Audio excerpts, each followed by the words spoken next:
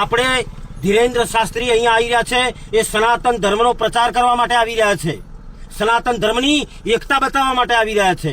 એ કોઈ ગરમ સળિયા હાથમાં પકડવા માટે નથી આવી રહ્યા. તમે મહેરબાની કરો. હમણાં બકરી ઈદના દિવસે કેટલાય બકરાનું લોહી આ ધરતી ઉપર પડ્યું, કેટલી કતલખાના ગાયોના ચાલે છે, એનું લોહી આ ધરતી ઉપર પડે છે. એ ટાઈમે તમારા મોઢા કેમ સિવાય જાય છે? સનાતન ધર્મનો પ્રચાર થતો હોય, પ્રસાર થઈ રહ્યો હોય, એક સનાતન ધર્મનું બાળક રામકથા હનુમાન કથા અહીંયા કરતા હોય તો તમને શું તકલીફ છે? બધા નીકળી પડો છો સનાતન ધર્મનો વિરોધ કરવા માટે. ગાયોના કતલખાના બંધ કરવા નીકળો, અમે પણ સાથ આપીશું આપને. કાન ખોલીને તમે બધા સાંભળી લેજો. સનાતન ધર્મનો પ્રચાર થયો હોય, આપણી ધર્મની એકતા બતાવી રહ્યા હોય તો સાથ આપજો. સાથ ના આપી શકો તો કઈ નહીં, પણ તમે વિઘ્ન નાખશો નહીં અને અમારા સનાતન ધર્મનો પ્રચાર થતા હોય તો આડા પડશો નહીં. આ સનાતન ધર્મ દેશ છે, આપણા ઋષિમુનિઓનો દેશ છે. અહીંયા સનાતન ધર્મનો પ્રચાર થવો જોઈએ, એમ કરીને તમે સાથ આપો. તો બાબાને અમારે 3 પ્રશ્નો એવા પૂછવા છે જે ગરીબો માટે છે, ગુજરાતના જનતા માટે છે, કે પંડ્યાની વાતોમાં તમે આવશો નહીં, પંડ્યાની વાતોને તમે દિવ્ય શક્તિને બરબાદ કરશો નહીં. કારણ કે અમારા પ્રશ્નો એવા છે કે ગુજરાતની અંદર દારૂબંધી છે, તો કઈ પાર્ટી એવી છે કે જે દારૂબંધી હોવા છતાં દારૂ ગુજરાતની અંદર આવે છે ને ક્યાંથી આવે છે, બસ એ પાર્ટીનું નામ આપી દો, જેને અમે 2027ની ચૂંટણીમાં જવાબ આપશું.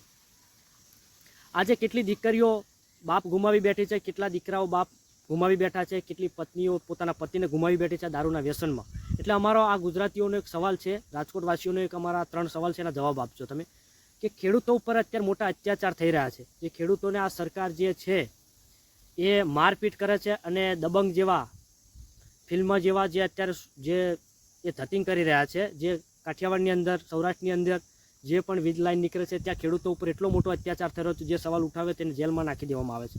તો આ કઈ પાર્ટીના કહેવાથી અને કઈ કંપનીના કહેવાથી, કયા ચેરમેનના કહેવાથી આ લોકો આટલો અત્યાચાર ગુજારી રહ્યા છે? પોલીસ તંત્ર, એ વ્યક્તિનું નામ આપજો, પાર્ટીનું નામ આપજો અમને. બીજી વાત કે ગુજરાતની અંદર ગાય માતાને રાષ્ટ્રીય માતાનો દરજ્જો નથી મળતો. ગાય માતા એટલી બધી અત્યારે કતલખાને જાય છે અને કોને પરવાનગી આપી છે? અત્યારે ગુજરાતની અંદર ગાયને માતા કહેવામાં આવે છે, છતાં ગાય કતલખાને જાય છે.